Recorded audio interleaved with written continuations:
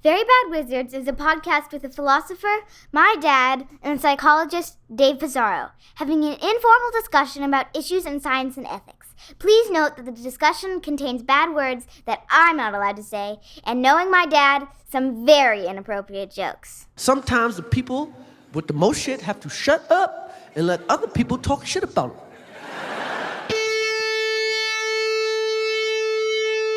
The great boss has spoken. Pay no attention to that man behind the curtain.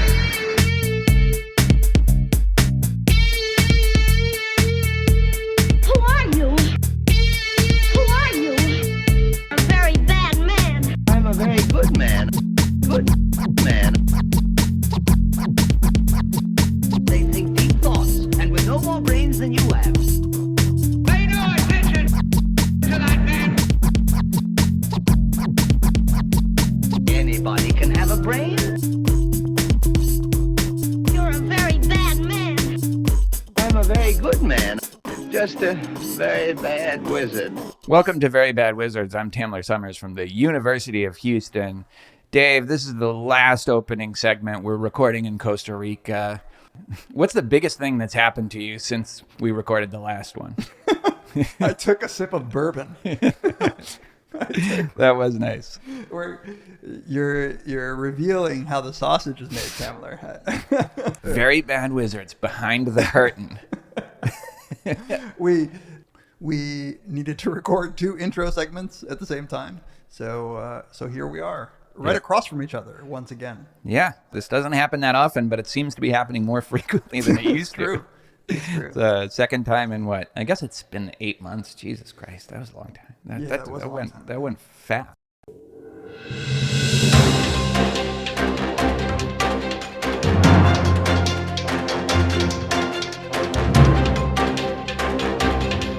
All right, David, we're interrupting our normal opening segment to bring you a special report, a live report. It's not live, and it's not even coming out anywhere near when this incident happened, but...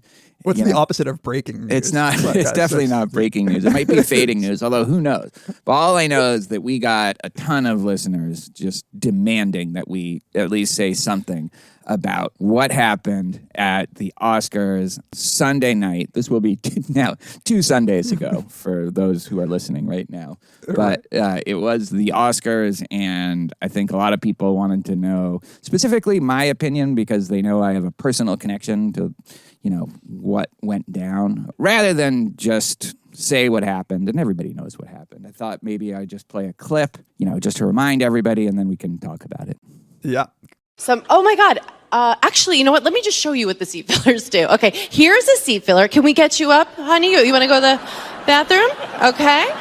Let's just get you. Thank you, seat fillers. Love them.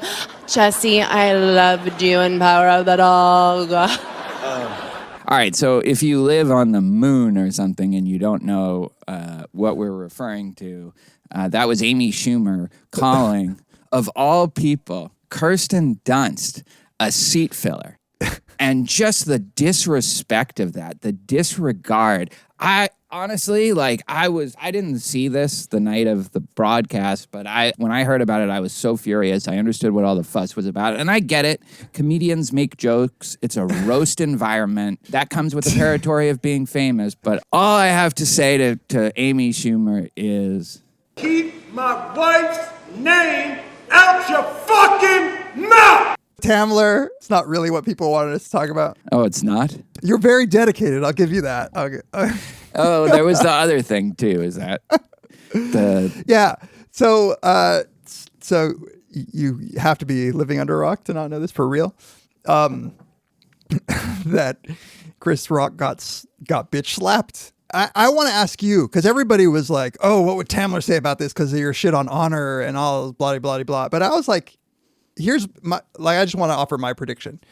Yeah. I feel like you, like me, even maybe more than me, but probably around the same, hold comedy in the highest regard, and that would trump nearly any feelings you might have on what to do if someone insults a loved one.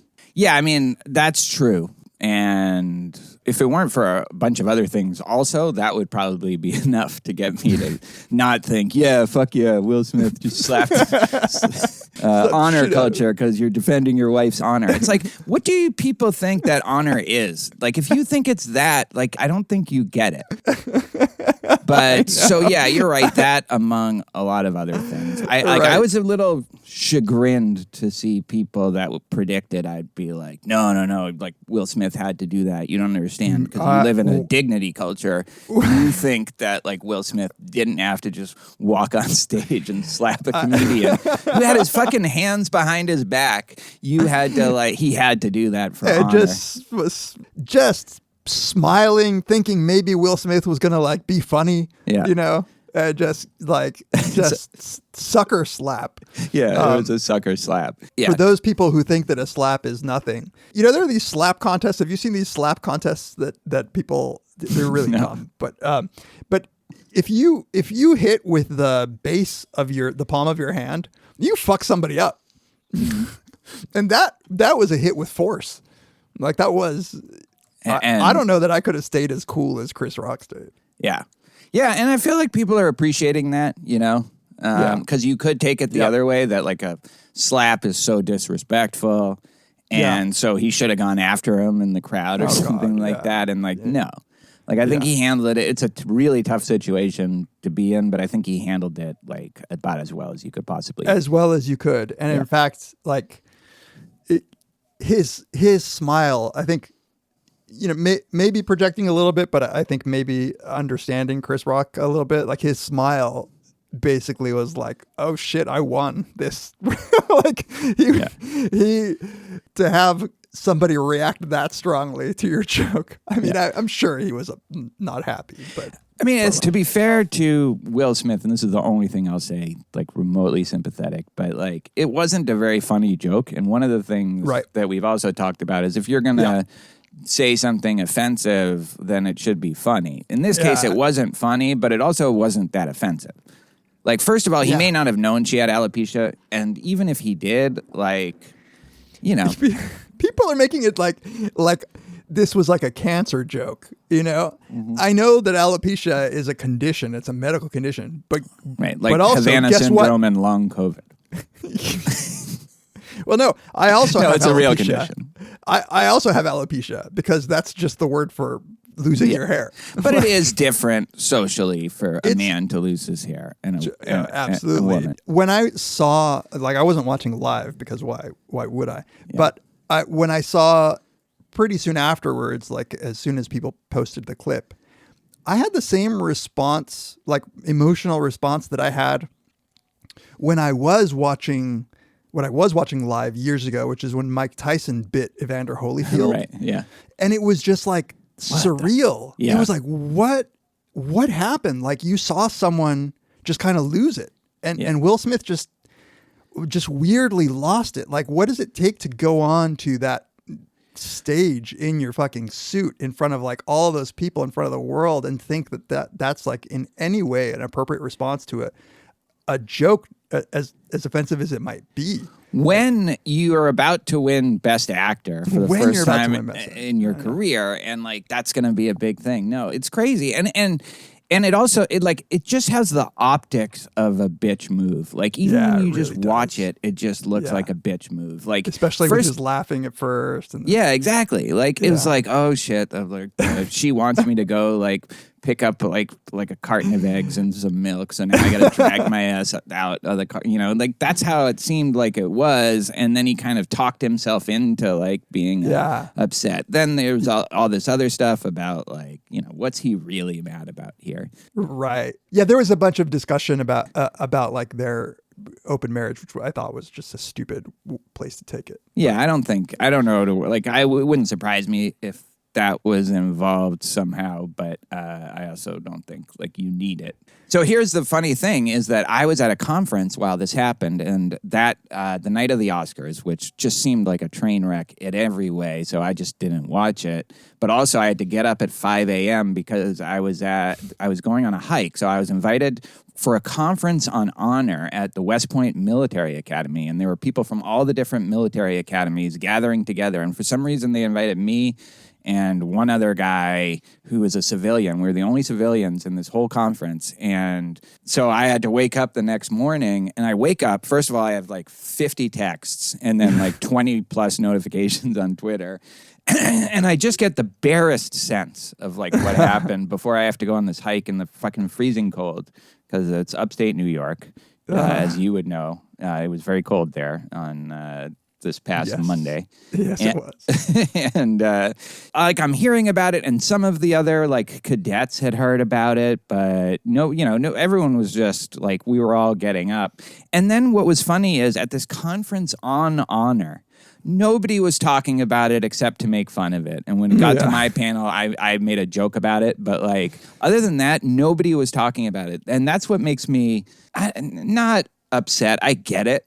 But like the fact that people thought, oh, I'm going to be on the side of Will Smith here, or on the side, or like implying that like if you're in honor culture, like what Will Smith did was like you have to defend it. No, right? Like that's so not the case, and I don't think anybody from a serious honor culture views this as anything but just like celebrities being all fucked up for whatever reason, who knows, and acting out.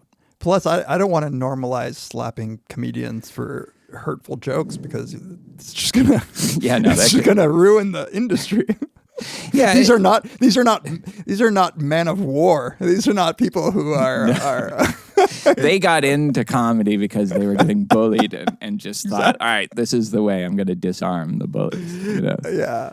It was just disappointing to see. And I think his acceptance speech was bullshit. Like, I'm a vessel of love. I didn't even have the heart to even look at that, but he's like terrible. Comparing himself to Richard Williams, like raising his like 5 kids in Compton. Jesus, man. Yeah, right. And then he apologized on Instagram, which was fine, but like, you want to know that he went up. Talk about honor. What is required of him now is to meet Chris Rock in person and tell him. Absolutely.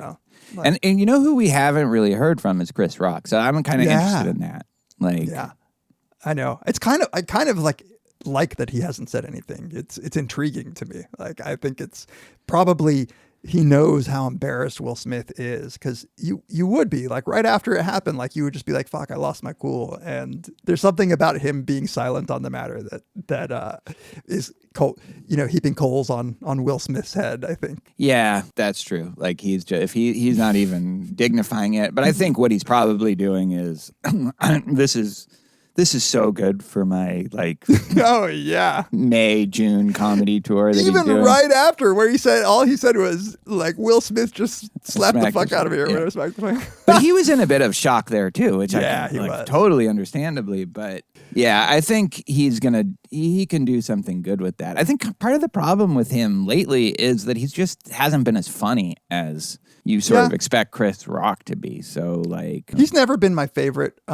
His early stuff was super clever, but I was never into the delivery, I guess. I mean, but I still love him for what he's done. That one special is pretty awesome. Yeah. But I agree. He's also not in my like top tier, but I respect the way he handled it. I think it's a tough situation. I'm glad that most people, except like those Twitter states or whatever, seem to think that he was right and he was, right.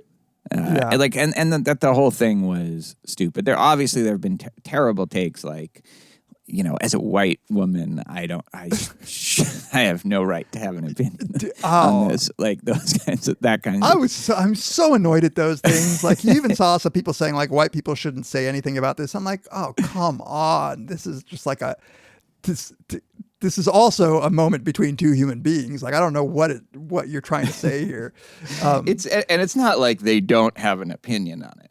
They just want to say that they have no right to an opinion on Twitter, but I'm sure that they like in their weird little worlds, or maybe not. Like I don't know what the kind of super woke virtue signalers, like how they like interact. Just don't amongst say anything, then. Just shut up. Exactly. I am a little bummed that that it took some shine out of Questlove, who won an Oscar for Summer of Soul, and he is somebody I really love, and I'm so happy that he won. I have not seen Summer of Soul, but that's unbelievable that you haven't seen it. I don't know where it's out. I think it's on Hulu. Is it on Hulu? Yeah, but I take my time. I have read 2 Questlove books, so my fandom is certified. Yeah. Well, we'll have to do an episode on it to get you to hit me up, Questo. You sent me a tweet about it that was very funny. Yeah, it was the funniest one. To those saying Will Smith hitting Chris Rock is funny, ask you this. Replace Will with the word airplanes and Chris with Twin Towers. Not laughing now, are you? That's exactly the kind of attention that exactly. that we should be giving. That's the honorable response to the But I like I said about the Mike Tyson thing, when I saw Will Smith there, like he seemed unhinged and like kind of worried me. Yeah. Not that I, like whatever, Will Smith I'm sure has $20 million therapists, but no, just totally seemed odd. Yeah. Yeah. Like I think like there was something obviously wrong with him then, and like something snapped or whatever, but like it's clearly something that like he's not fully well to do that, because under the circumstances, like, given that he's going to be up there giving a speech, given like, I think it's just like, there's no way he could have thought that was anything but just, like a huge stain on his whole career as kind of a good guy. And I don't think this means he's not a good guy, but right. But it's like a weird loss of control, I mean, there have been famous incidents of like, much more dangerous people, like at the Source Awards in like 1996, where Suge Knight gets up there and disses all of New York, like in New York, where like, if you don't want to be like just dancing with like, all up in your videos. I love that. That's right. so funny. Where like those were dangerous people. Like that totally. Yeah. That could like that probably did lead to like people dying. Oh, it did. Yeah. And but like that Will Smith had to run up. Like it's like what? Yeah. Something is miscalibrated in anybody's mind who thinks that that's the appropriate response. Yeah. They're also both like in their 50s, right? Yeah. Chris Rock, I was surprised to find out. Nikki was looking him up on Wikipedia. He's 57. I know. I would have thought I was as old or older than Chris Rock. But yeah, I would have thought you were definitely older. No.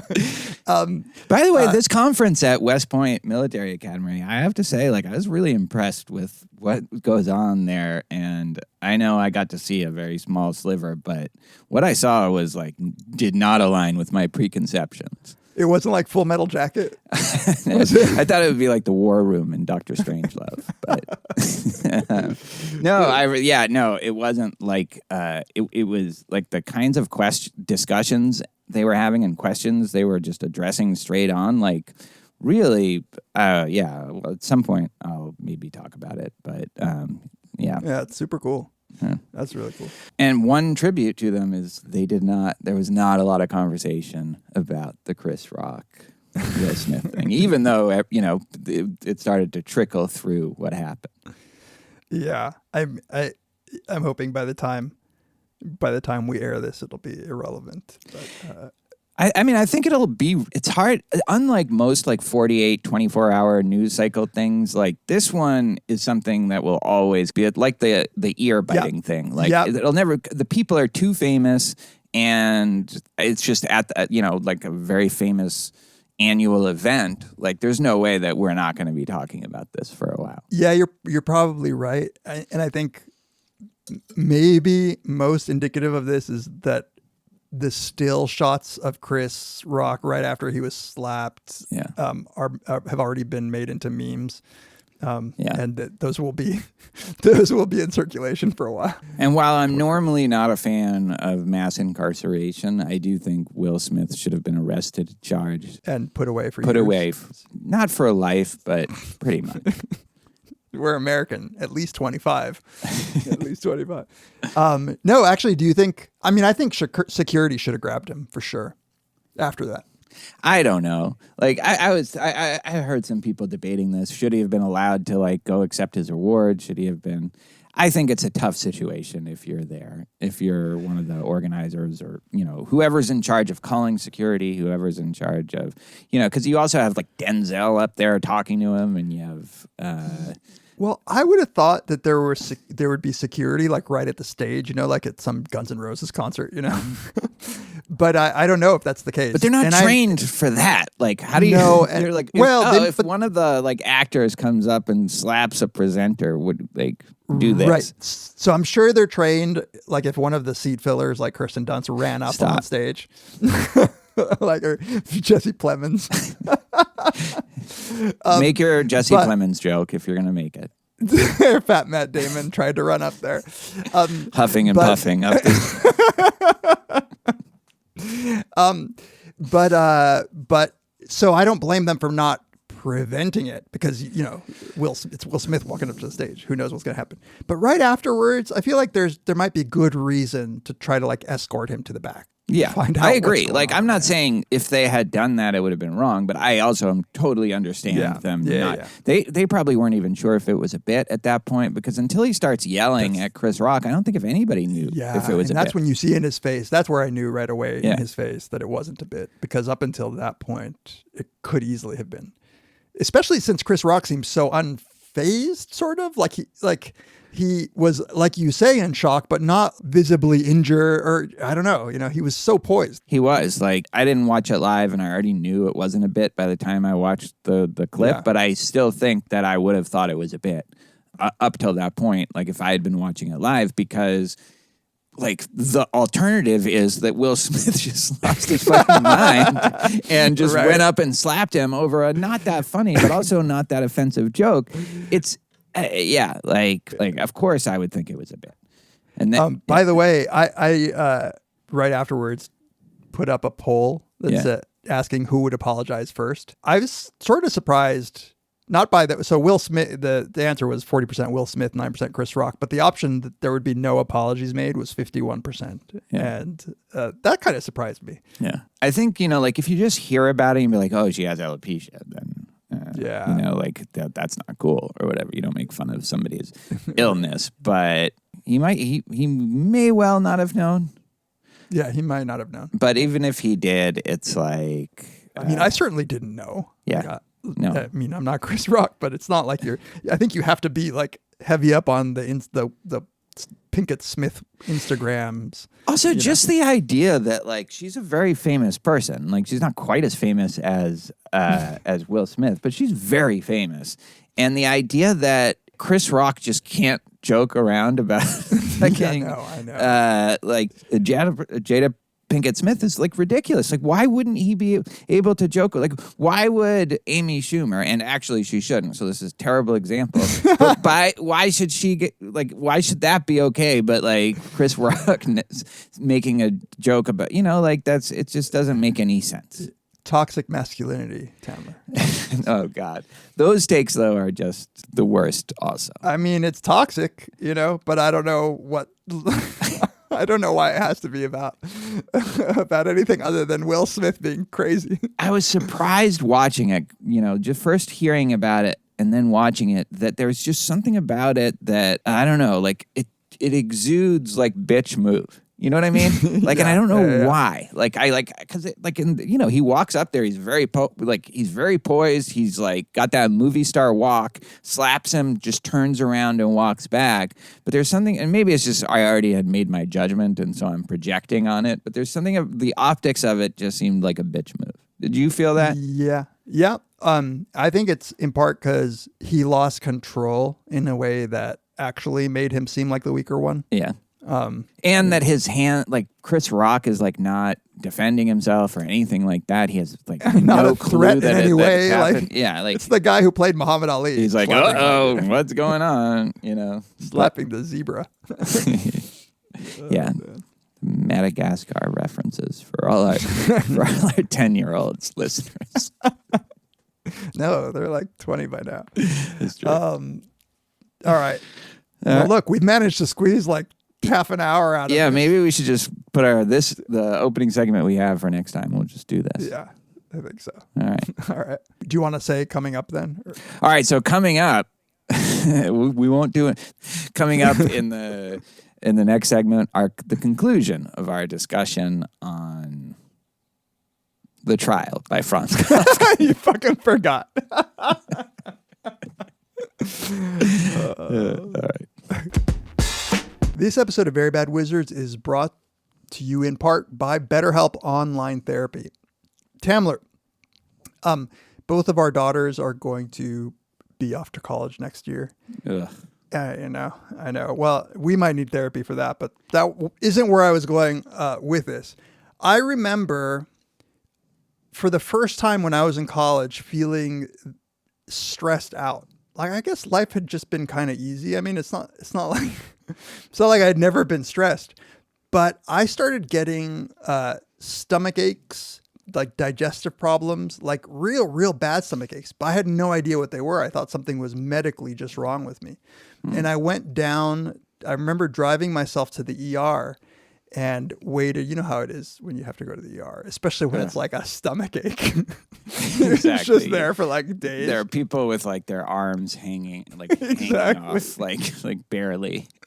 Finally, the doctor sees me, asks me a bunch of questions, and at the end, she's asking me like, "Is your semester particularly hard, or are you having a hard time in school?" And it was, and I was like, "Yeah, but what the fuck does that have to do with my stomach ache?" And she's like, "Here, I'm gonna give you this," and they were just like super strength antacids.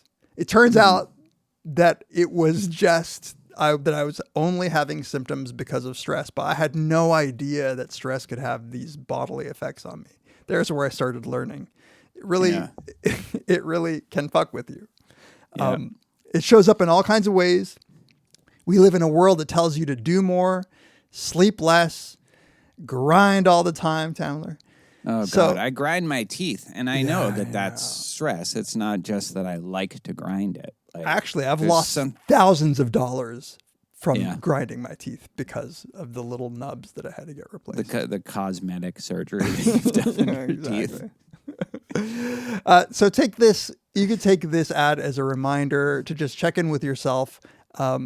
Maybe pay attention to some of the bodily symptoms that the stress can wreak havoc on you. And BetterHelp is a great solution to try to tackle that directly. BetterHelp is customized online therapy that offers video, phone, and live chat sessions with your therapist. You don't have to see anybody on camera if you don't want to. It's much more affordable than in-person therapy. So give it a try. Who knows? It might actually help you. It can help lower your stress. It might help you with your relationships. It might help you with your depression, sadness, anxiety. Just give BetterHelp a try. This podcast is sponsored by BetterHelp, and Very Bad Wizards listeners get 10% off of their first month at betterhelp.com/VBW. That's BetterHelp.com/VBW. Our thanks to BetterHelp for sponsoring this episode of Very Bad Wizards. And I won't come round this way again with a lonely wind that bites, and you will not take my heart alive. You will not take my heart alive. You will not take my heart alive. You will not take my heart. You will not take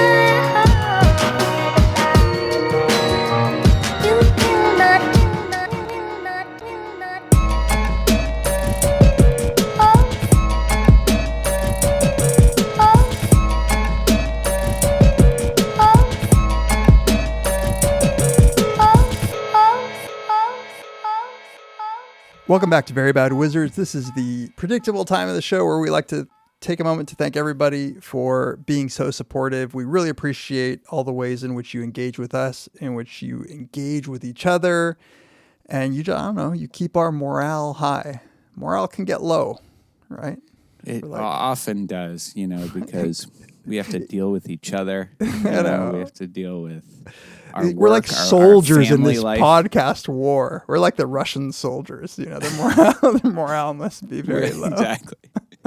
You're like our Ukrainian territory that we're trying to conquer, but we can't. We just can't get our shit together. No, you would be if it weren't for the fact that all of you are reaching out to us. So thank you. You can email us, verybadwizards@gmail.com.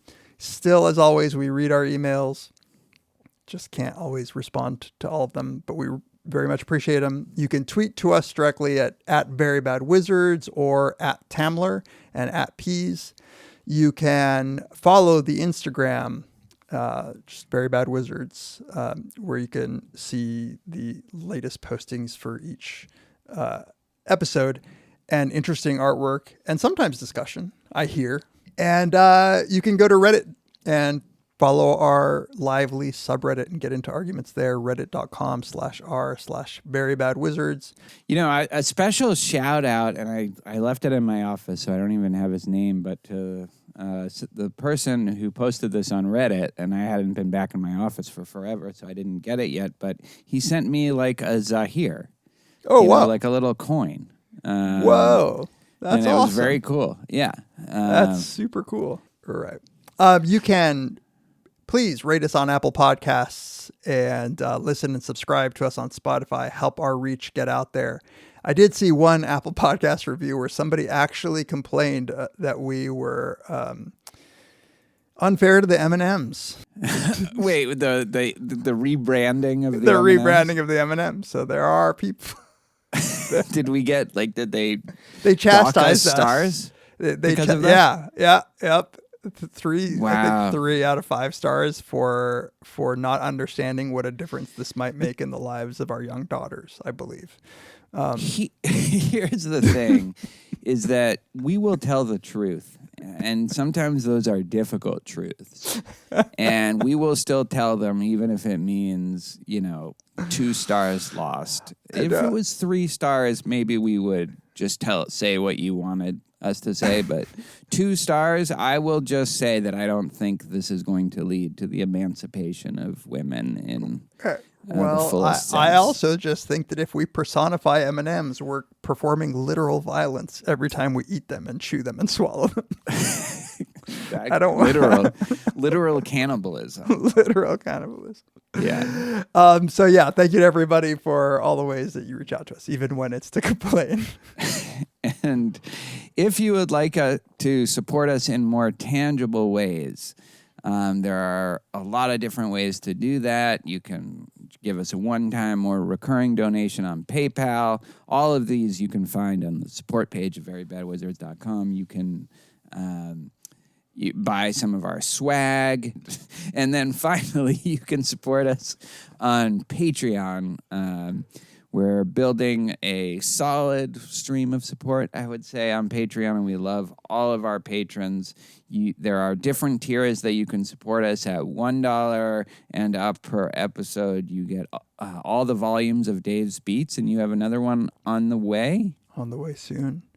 Yeah. You also get ad-free episodes at that level. At $2 and up per episode, you get bonus episodes, including now monthly Ask Us Anything audios that are, just a couple weeks backed up.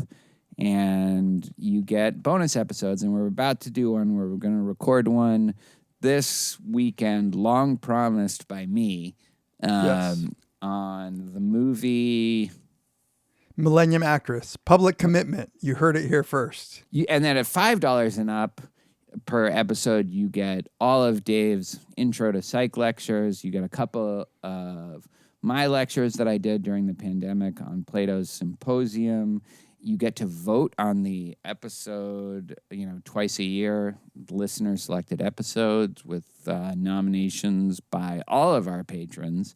And you get access directly on that feed to the Brothers Karamazov 5-episode series. And finally, at the highest tier, the celestial tier of $10 and up per episode, you get to ask us questions. You get everything else, plus you get to ask us questions every month, and we will record a video answering your questions. We have answered every single question. Sometimes the question is no, like the answer is no, I haven't read that. Right. That's interesting. Right. I have no idea what you're talking about.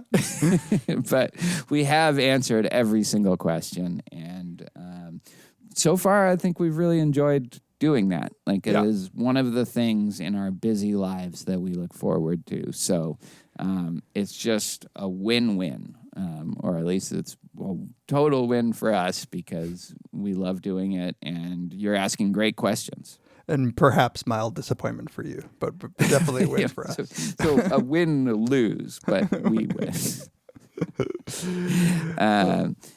Thank you to everybody who supports us. It means so much to us. We may joke around about it sometimes, but it really does mean a lot to us. So thank you.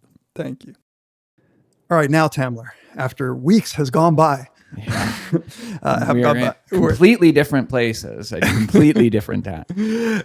Let's dive into our part 2 of Kafka's The Trial. So in this, the sort of the ending part of the book, the second half of the book, I think it makes more sense to try to hit on some of the themes that came up in the first episode and that continue in this half of the book. But one thing I wanted to say that you won't get until you read the book is the insertion of little details that really make the story. I think that evocative nature that you were talking about comes in part from the details that he chooses to include. So, for one, that there are these little girls when he's trying to find the apartment, and one of them is just, well, we're going to get to that in a hunchback. Yeah, the hunchback. Early on, when he gets arrested, there are 3 clerks that belong to his bank. And he just makes a note that one of them has like a muscular twitch that makes it look like he's smiling all the time. And he's trying really hard not to make any comment about it because it would be embarrassing for him. But there's something about that, that description of a person who has a defect that makes him look like he's always smiling. I can't put my finger on what it is that seems meaningful about that. But given the kind of comedic darkness of this book, it seems consistent it's with that. nightmarish and clown-like also. Yeah. It's like a scary clown or something. But it's, I would say, more unsettling than it is terrifying or scary. It's Exactly. It's just unsettling. Unnerving, uncanny. Also, like the weird description of the webbed finger. Yeah. Remember that? Yeah. And so this is when, I don't know if we even said this 2 weeks ago, but those men are at his house at the same time that the people are arresting him, and they had thought to just bring 3 people from his work to escort him to work after he's been informed that he was arrested. Yeah, it's another example of like his work life or his real life, non-legal life, just merging with his legal life and in a kind of an invasive way. Yeah. There is something to maybe interpretations that want to see the law and the workings of the law as something supernatural, because, this is how it was always described to me, that there are sort of hidden forces constantly at work, like the angels and the demons that are here, like right here in the room, who are battling out for our souls. Right. And also that there's some rules you're supposed to follow and something that you did or didn't do, but like it's all very opaque, exact what you're guilty of or what. So I totally see that. Yeah. That detail that you just read made me think, as I often am wont to do, that's a very Lynchian quality that this ability to just unsettle you in a very kind of dreamy way, but to feel that deep sense of unsettling, of being unsettled or unnerved, as you put it, and Lynch was a huge Kafka fan. I think like that's something that he picked up on, you know, is that with just tiny little details that are not that uncanny, Right. but just a little bit off, you can do so much emotional, you can evoke so many just like strong emotions in the reader or the viewer. And it's masterful the way he does that. I don't know if anybody does it quite as well. Yeah, right. So in the last episode, we got to the part where Joseph K is realizing that his actions might be affecting other people as well. And so he's continuing into this sort of less and less control. And I think this part of the book you alluded to at the end of last episode is where now he starts more actively seeking out other people to help him. Well, or they seek him. Yeah, out, it's right. more they seek him out, actually. Yeah, I mean, he sometimes takes an initiative to follow their advice or something like that. And it starts with a visit from his uncle. Uncle Carl. You know, nobody to this point in the text has asked him really straight up whether he's guilty or Right. not. And the uncle doesn't either, right? He just comes in and is like, what are you doing? What's this I hear, Joseph? And he clearly also has the trial is affecting his work, but also his family responsibilities. And he has this niece, I guess, or cousin that he should have visited and maybe pretended that he visited. So he's feeling bad about that when the uncle shows up as well. Right. Because the niece actually wrote to the uncle and said that told him about the trial. Well, the niece told him that the niece tried to cover for Joseph K. not getting in touch with. She did, yeah. But she's the one who alerted him to. Yeah, it was really sweet. Yeah, and the uncle is reproaching him. He's like, "What are you doing?" Not that he's guilty, because he doesn't really ask that. But he says, "The way you're just sitting there, like you don't act like an innocent man would act. Like, why aren't you taking a more proactive approach to your trial? Put real work into this, young man." And he doesn't. You don't know at this point the dejection he's probably feeling. He's at this point, he's very weary. Like this is not the Joseph K. that's haughty and indignant. Right. This is the Joseph K. right now that just is made tired by the whole thing. We're in that stage of dealing with customer service where you're no longer mad. You've yelled yourself out, and now you just are just getting, all right, well, just tell me what to do then. Yeah. And so his uncle says, "Look, I know someone. I know a lawyer. Who will help you out. He's a friend." And so that's when they head over to the lawyer's apartment. When they try to get in, they are met by his nurse, Lenny, right? Yeah. Although she doesn't let them in at first. She doesn't let them in at first. She says he's sick. He can't see anybody. The uncle takes an immediate dislike to this nurse. He thinks she's like a banshee of sorts or something. The lawyer is sick, but I guess is still willing to see him out of possibly respect for the uncle or something like that. Yeah. And then just goes into this extremely long-winded, to the point where I had trouble following it, just description of the legal processes that he was facing and what he would do. And then I loved this quote because this is being told kind of from Kay's perspective as he's hearing it. Was it consolation or despair the lawyer sought to produce? Kay didn't know, but soon he held it for an established fact that his defense was not in good hands. Everything the lawyer said might be true, although it was transparently clear he was primarily interested in emphasizing his own role and had probably never had a trial as important as he considered Kay's to be. Yeah, he mentions that Kay's case is interesting. Yeah. Like more interesting than most. But again, we never know why. We never find out why. No. And we don't even know if he really knows what the accusation is. But there is something just undeniably interesting about it, both for him, for the painter, for Lenny, the nurse. Lenny, the nurse. So this is the point where there was a shadowy person in the room that emerges who turns out to have been a judge. And again, very dreamlike, like somebody just as with his three coworkers who he had noticed in the room, but for some reason hadn't noticed that they were his coworkers. In this case, they're talking, the uncle, the lawyer, who I think is actually in bed. And then all of a sudden a shadowy figure emerges that he had no idea was there, who turns out to be the chief clerk of the court.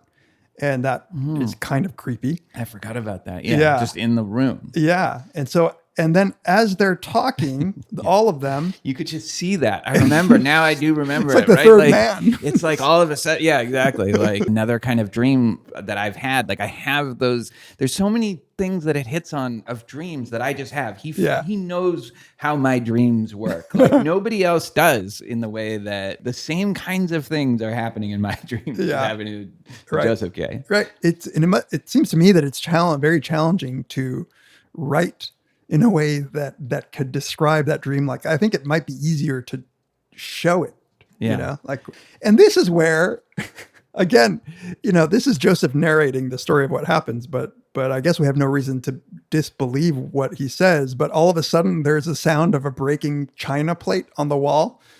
And it was the nurse, Lenny, who was trying to get his attention. Yeah. So he just leaves this very important meeting with his uncle, the lawyer, and now like this court official. He just leaves and he goes and I mean, and probably rightly so. It doesn't seem like he was learning anything necessarily useful there. Yeah.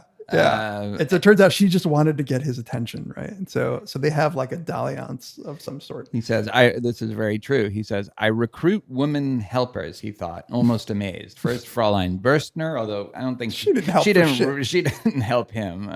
Then the court's usher's wife, and now this little nurse who seems to have an inexplicable desire for me. Yeah. Again, very I have those dreams. And the nurse is clearly hitting on him and says, do you have a sweetheart? And he says, no, I don't. But then he's like, oh, no, wait, I do. That Elsa chick that I mentioned before. May or may not exist. Yeah. And this is the creepy part that I was alluding to. Lenny says, is there anything wrong with her? Like, he's like what? She's like, does she have a physical defect at all? And he's like, I don't think so. Do you? And she's like, yeah, check out this. And so she spreads apart her middle and ring fingers of her right hand, between which the connecting skin extended almost to the top knuckle of her short fingers. What a whim of nature. What a pretty claw. So weird. I have that marked down too. Lenny watched with a kind of pride as Kay opened and closed her two fingers repeatedly in astonishment until he finally kissed them lightly and released them. And then they just have what seems like a very kind of clumsy kissing scene with like kind of kissing all around the necks and he says biting his hair. She's biting his hair. Like what is that? Like is his that, pubes? Maybe. Yeah, I read in somebody's summary of the plot, they just assumed or inferred that they had sex. You could do that in them, although I didn't in any of these cases. I saw it as unconsummated, and it's just another part of the frustration of not knowing what's going to happen or not being able to bring anything to a kind of closure. Right. It's like she's on his lap, so I guess it could have happened. But yeah, and then he just leaves her and goes out to the street only to find his uncle, and his uncle's like, "What the fuck? I've been waiting here." Yeah. Again, so it's like it's raining, and he's like, "You just left the meeting." And also, he's like, "I've been waiting out in this cab," because he was just leaving the house at that point, and all of a sudden, the uncle who you would think would be back with the lawyer still, but he's now just in a cab going home, and everybody's just kind of frustrated with him. Yeah. And he just takes it at this point. Like he'll put up a fight every once in a while, but he's really just taking it. Yeah. And so he develops it. So the lawyer really says, yeah, I'm working on your stuff. But one of the things that emerges in this part of the book is that the lawyer doesn't seem to be getting anywhere. And it's frustrating because isn't that his job to let me know? Like what he hasn't even submitted a petition. He says he's working on this petition, but he hasn't done anything. And Kay finally just resolves to go and dismiss the lawyer. He says like, this guy isn't doing shit. Is that before or after the painter? I think it's so he resolves, but doesn't he actually fire the lawyer after he meets with the painter? I think so. Yeah, because, but this is one of those order questions that I had because it seems clear at this point that he is going to leave the lawyer, but he hasn't dismissed him, and that's in fact a big scene that happens later. And so what happens is that he's told by, is it one of the bank clients? Yeah.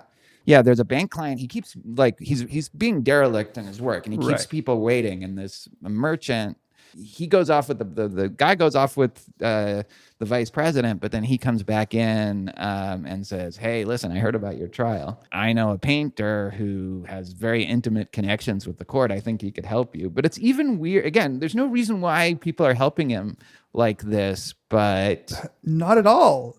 But again, a case of like, wait, how many people are connected to this whole thing? And it's also weird that a painter, right, like somebody who is an artist, and it turns out not even a very good artist, would know or be able to help him with his legal troubles. Like, it's so random.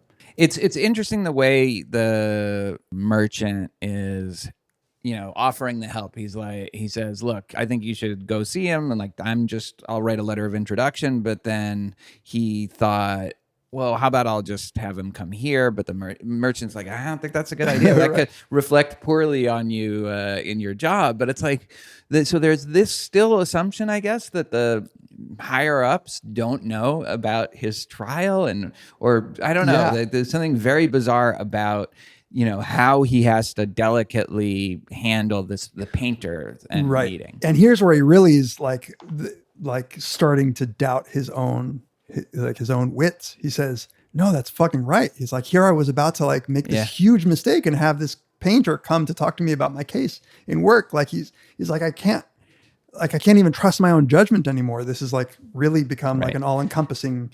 And he had resolved to take up his own defense. Yeah. Which maybe we should just talk about how to interpret that. But so he resolves to do that, but now he is doubting whether he's up to it intellectually. He has his wits about him enough to be able to mount a successful defense. Yeah. So this is one of the things that makes him like, oh God, I'm a mess right now. Yeah. And it's even weird. At some point, I think it says that he starts to write his own petition. Like he spends some time working on it. Yeah. We're never quite clear what goes into that petition though. What is he even saying? And what's not clear to me is, does he know does he have a sense of what he's being accused of? So now he's writing some long sort of here's why I'm not, why I'm innocent. Or is this just him writing, once again, kind of like the speech that he gave in front of the court, which was really had no content that had to do with his actual innocence. It was just more of how dare the court do this? I took it as more like him going back to the proceedings the next week without having been summoned. Nobody asked him to do a petition, and it's not clear what the petition is for. The whole point of a petition is you are asking for something, but I don't think it's ever clear what he's asking for, and how could it be clear what he's asking for? He doesn't know what he's charged of. But in any case, I think the painter in a throwaway line says, petitions don't matter anyway. Yeah, exactly. Yeah. So it's all just futile. Yeah. And I guess I wonder how to interpret that idea. So I feel like the petition has symbolic resonances depending on how you read it. Yeah. It's almost like the painter initiates him into the deeper sort of knowledge where now at first you might think petitions are the things that you should do, but really here's the skinny about it. But I guess what does that symbolize? If you read this as sort of a parable in some sense for religion or God, what would the petition be in a reading like that? Trying to understand the problem of evil, or nothing that dramatic, I don't think. Yeah, I don't know. I guess you could see in Christianity, it's very clear that, and in Islam, I suppose, that you have to submit, that you can't save yourself. And maybe the petition is an attempt to plead his innocence, when in reality, what you have to do is admit that you are guilty and flawed, and throw yourself sort of submit to God or accept the salvation of Christ or whatever. One thing I was really brought back to and thinking about it, and I didn't really make this connection so much as I was reading it, but almost immediately after, is the book of Job, which is similar in the sense that Job has clearly done something wrong, but he has no idea what. Oh, he hasn't done it. Job hasn't done anything. Oh, right. He wrong. hasn't done anything wrong. But he thinks, from his perspective, I have been, because look at all the bad things that are happening to me. His friends tell him, you must have sinned. Yes, exactly. And that's sort of the friends and their speeches in Job remind me of a lot of the speeches that someone like the painter or the lawyer will give, where they're long-winded and not helpful. You know, like they just make it more confusing, but also add little bits of reproach or little bits of like, how are you not like understanding this? Or how are you not getting it? And it just, in Job, I think we talked about this. There's something so unsatisfying about each of those speeches. Yeah. They really aren't in any way answering the questions that Job is asking, and he has a total right to ask. It seems. Yeah. But they don't even accept or acknowledge his right to ask those questions. Yeah, and that makes me think that the answers that Job's friends give him are basically like, no, there is justice. Like, repent for your sins and God will stop punishing you because you clearly did something wrong. It's a very legalistic way of thinking about this. Like, you have a contract with God. If you behave, everything will go well. If you misbehave, things will go poorly. You must have misbehaved, therefore things are going poorly, therefore you must have misbehaved. And it seems like in the trial here, as we're getting to this part of the book, one of the things that's becoming clear is that the law might not be just in the way that people would think, that there is no deep fairness. And I think part of the giving up on the petition was to appeal to the reason of the court, to say, like, look, here's my evidence. I've done nothing wrong.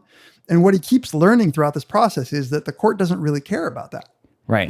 That's not the point. That's not. And in fact, it might even be like definitionally impossible. Like, I get a little bit of like divine command theory vibes where like something is wrong because God says it's wrong. Yeah. And so if the law says you're guilty, then you're guilty. Yeah. Like, it's conceptually impossible for you to be innocent, even though the law considers you guilty. Yeah. Right. So, right.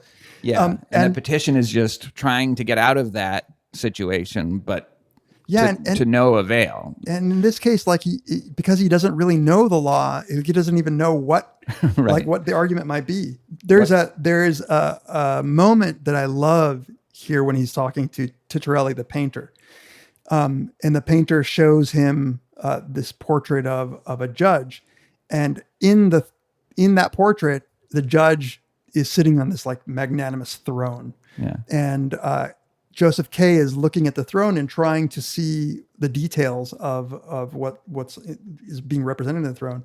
And the painter has to tell him, he says, it's the figure of justice. It's just not done yet. And he says, now I recognize it.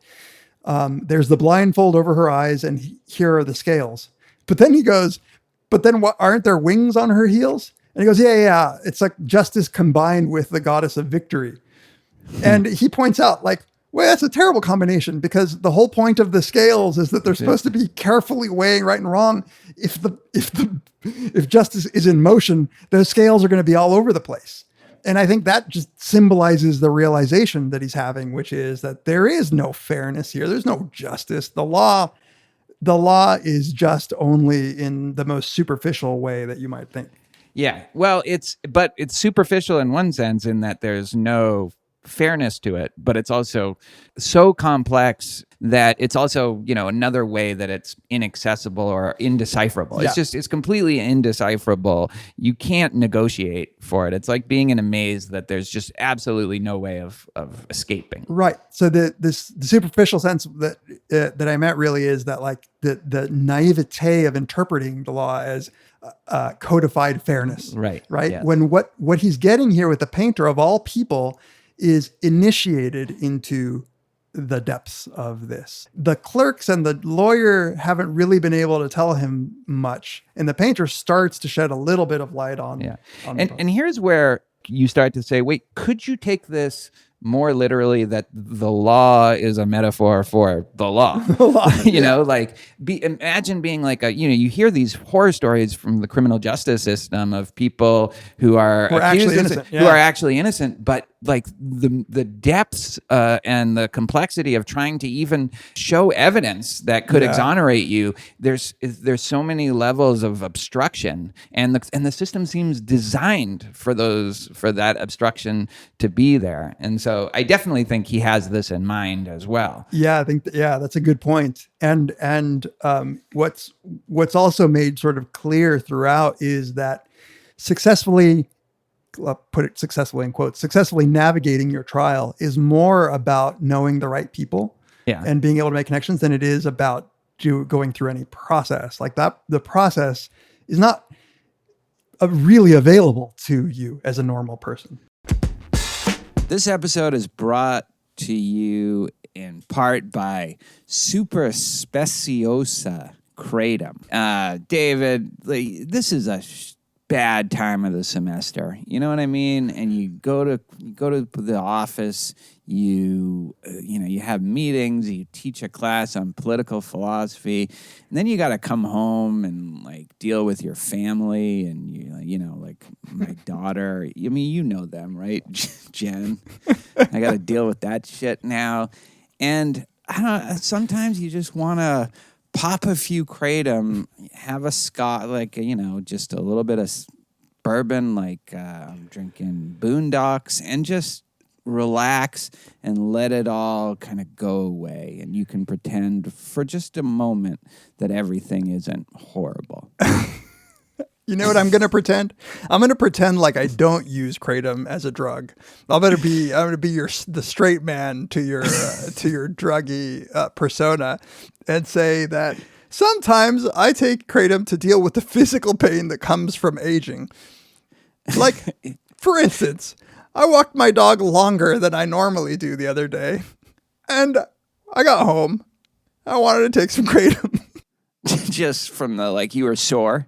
Exactly. You were sore from the walk. Yeah, no, that's right. It works for that too. Like, I'm talking about just the mental strain of being around people in academia and oh God. And yeah. Anyway, Super Speciosa Kratom has only one ingredient, which is pure kratom leaf. This like magic Thai leaf that makes you feel just a little chiller and happier and more appreciative than you might otherwise. They all come with certified lab reports. This is huge.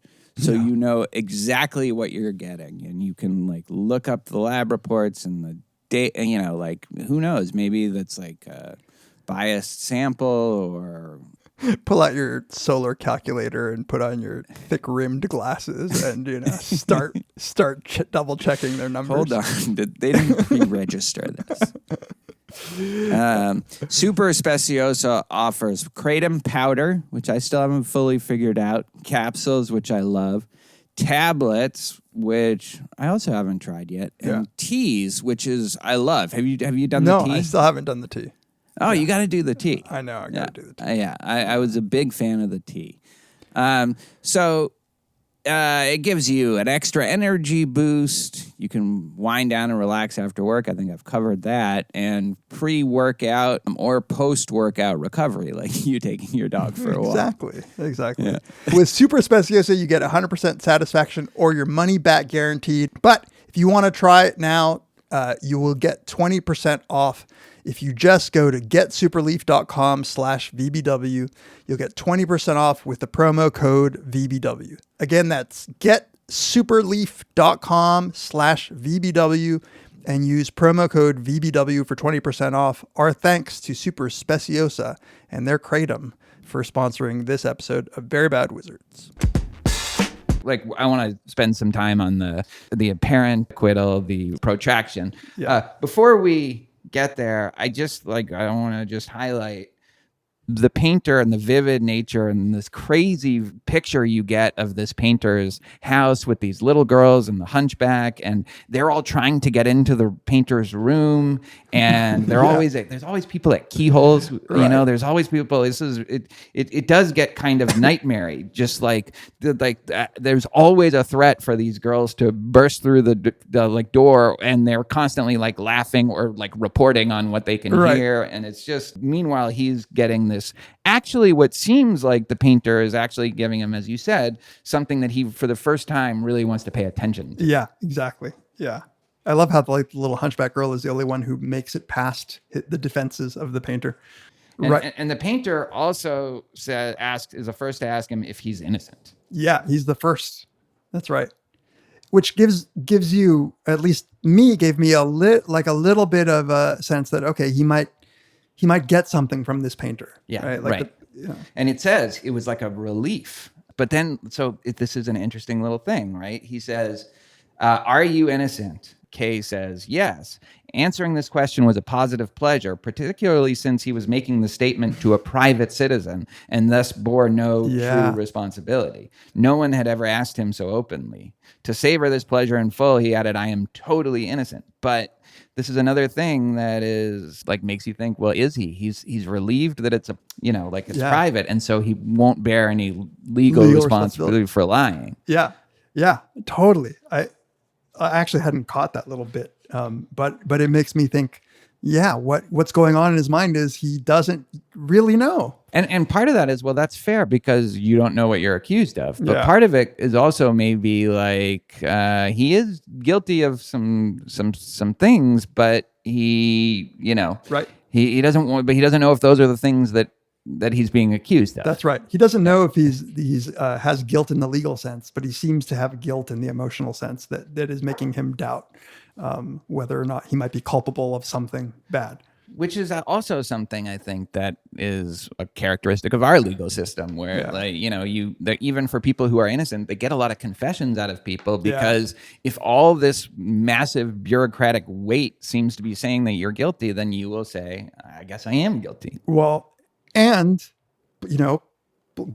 things never go to trial. Like so many people who are innocent just get like their attorney makes a plea and it's a deal. Right. Okay. Another surreal element, which I think we mentioned last time, is that the painter's bed. The painter lives in this very small room. Atelier.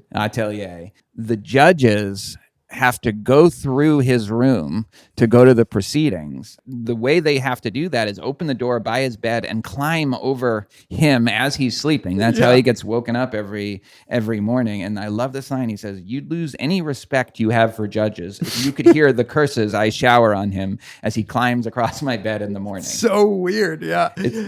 And I love the idea that I'm so disrespectful to these judges that you won't respect them either. But meanwhile, he's the one that's getting woken up by this guy stepping on his face.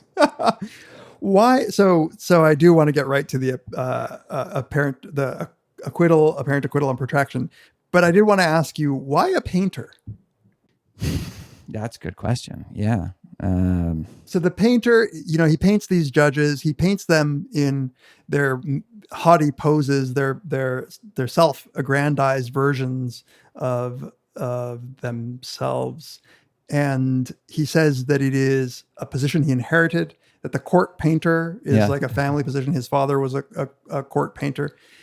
And it was odd to me. I don't have any theories as to why this role would exist and what it means. Yeah, no, that's a great question. I didn't really think about that. It's very slippery to try to figure out like what that could be. Maybe it is something like interpreters of a legal system or something like that. You paint, you have to try to represent reality in some way. But the painter, who's like, as you said, not a very good painter, is always going to be imperfect. So there'll always be, things that they get wrong. Yeah. And it's made clear, as I've said before, that the judges are asking for portraits of themselves that are flattering. Yeah. Right. Like that make them both look physically bigger and maybe more attractive than they are, but also petty judges being in like these seats of like high judges. Right. Yeah. And it's like, why? Like, why are they even allowed to do that? But it seems like a very important thing for these judges who, by the way, up until now, we've seen just them in like slums. Addicts. Like, addicts and slums. Yeah. How important can they be?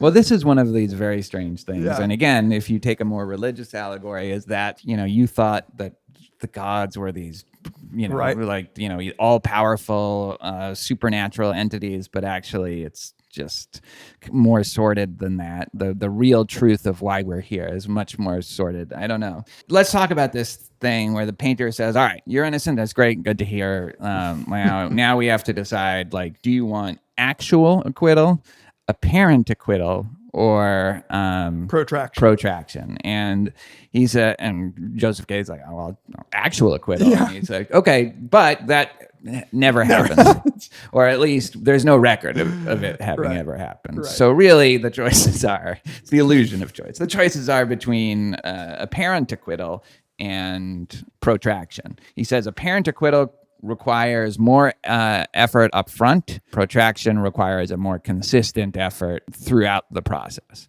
So I guess an actual acquittal would be that the case would be case is dismissed. dropped, yeah. And there's no records of it either. Right. So it's like it never happened. Right. But that also never happens. But that's also never happened. Like it's unclear that, nobody that we've talked to or seen so far even knows a high judge. Yeah. So then there's apparent acquittal, which the painter can help him get, apparently, which is to certify his innocence in some way. I guess the basic idea is you are, for all intents and purposes, but it's not an actual acquittal. And the upshot of that is at any point it can come back. You have to live knowing that they might show up at your door, and then the whole process starts all over again. Right. It's like one of the high judges might notice that the lower judges stamped this thing, but like never really acquitted, so they can just reinitiate it. And so like he would go to bed every night, maybe thinking that the next morning those same two guys, right, Flynn Floggy, will be there arresting him again, and the cycle starts over again. All right, well, then after the second apparent acquittal, then I'm free? Of course not, said the painter. The second acquittal is followed by a third arrest, the third acquittal by a fourth arrest, and so on. That's inherent in the very concept of apparent acquittal. And then Kay was silent. Apparent acquittal obviously doesn't strike you as an advantage. Should I go on to the nature of protraction? Right. So protraction doesn't take all of the work that apparent acquittal does on the front end, like where you have to like put the work in to get the judges to sign these papers or whatever. Rather, it's just bogging down the system, right? So that you never. It's kind of like people do in our legal system when, say, like there's somebody on death row. What you can do is you keep appealing, do whatever you can to slow the case down. People do this all the time with discovery, right? So like if you have to go to trial, one way to extend it is to just give everything in discovery and make the other side sift through every single piece of information. It's just working the system, knowing that you're still technically on trial, but it's never going anywhere. Corporations do this all the time when they get sued, is they keep filing, petitions, and it is like it's working the system in a way that's not at all like based on your actual case or your, the evidence in your favor. It's just inner knowledge of the system. And what that does is just keep him away from the final verdict. Yeah, right? It exactly. just postpones it. Yeah. Yeah. And he says, all right, you don't have to give me an answer now about which one you want of the two. And he says, there's only a hair's difference between the advantages and disadvantages between these two, apparent acquittal and protraction. And it's good that you don't want to decide now. I would say you should take some time. But if you don't come back, I'm going to go find you at your bank and get an answer. And it's like, why is he helping him? Like, what? Right. It's so weird. It's very weird that he wants to help him, and then gets almost to the point where he's threatening him. You have to let me help you, even though the things I can do are really it doesn't matter. Yeah. Like none of this shit matters. Right. So what do you think I don't know, do you have any kind of metaphoric or thematic ideas about apparent acquittal versus protraction? Is that, if we're talking existentially, it feels like, I don't know. I was trying to think about this. Like, it does seem to me like protraction is living your life, putting off the difficult questions. Yeah. Right. Like never really tackling what you think, like, I don't know, the important things. It's living a life of inaction and passivity because right. it's easier. And not ever really figure out your purpose Yeah. on Earth if you have one, or Yeah. not trying to figure out why you're here or whether you've lived a good life or something. You're playing it out, Yeah. and you're being able to do that because you've developed skills that allow you maybe to distract yourself from these deeper, more unsettling questions. Yeah. You've figured you're working the system in a certain way, but at the cost of really grappling with the deepest elements of who you are as a person. Whereas the apparent acquittal, you have to do some heavy work on the front end, which means confronting some of these things, confronting your demons or these tough questions. Protraction does feel like that sort of unreflected life of living for the weekend. You do your 9-to-5 job. You don't really care about it. You look forward to the party on the weekend or maybe church on the weekend. And you take your kid to soccer practice. Yeah. It's the unreflected life that some people might find worth living because it's an easier thing to do than to have that anxiety, that existential anxiety. Yeah. Apparent acquittal then, if that's protraction, apparent acquittal might be somebody who does some work on themselves, some self-exploration, and is able temporarily to feel like their life has purpose or meaning, or maybe feel like they're a good person, morally speaking. Maybe they're able to also make it seem like that to others, oh, he's a good father. He's good at his job. He seems to find fulfillment in it. He's to the world, you seem like you're somebody who's fulfilled and you've figured things out, and you have a degree of self-knowledge that's, impressive. But at any point, those demons could just come back, and all that just gets it's gone. It just gets burned like paper, Yeah. and it's ashes. And so you've done the work to make yourself feel like you're a good person living a meaningful life, and to the other people to think that. But there's something still lurking that it can all get unmasked at any point. Right. And the key, I think, is that in the term appearance. Yeah. Right. You've in apparent acquittal in the book, you are justified only by consensus of slightly more important people than you. So if you've managed to appear to the world as if you were just, then that might be enough. That's enough for you, but you're not really. Yeah. And then actual acquittal is just, I don't know, that would be finding out the answers to some of these deep questions or something. Enlightenment, right? It's something that is conceivable, and yet very few people know anybody who's reached it, right? Exactly. Yeah. And I think it's also I don't know, I think in both apparent acquittal and protraction, you would never find out what you were accused of. Whereas with actual acquittal, I think you would. That's right. Are you willing to sacrifice ever knowing what's going on just for the sake of living out a relatively undisturbed life? Yeah. Yeah. Exactly. I love the painter scene. It might be my favorite scene in the whole text. Also with the girls and the it's still very funny. Yeah. And I don't have an answer to why a painter, but I kind of like that the artist is the one who sort of peels back the veneer. Things aren't what they seem. And so we don't even know to what extent what he's saying is true. No.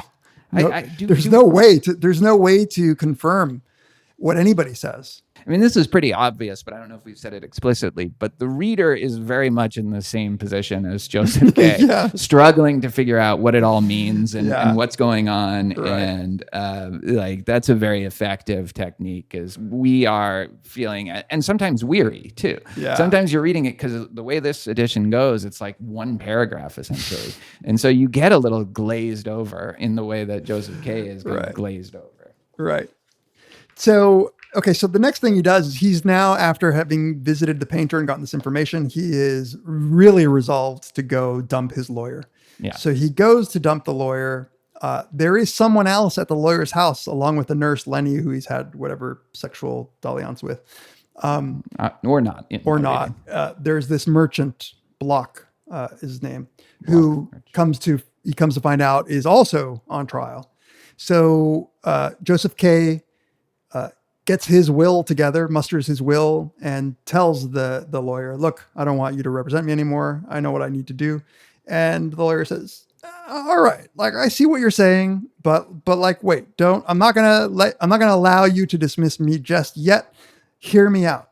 And among the things that he says, which again is not that informative, one of the things he says is, you don't realize how good you're being treated by the system right now. Right. You think everybody who's accused is in your position? No, let me show you.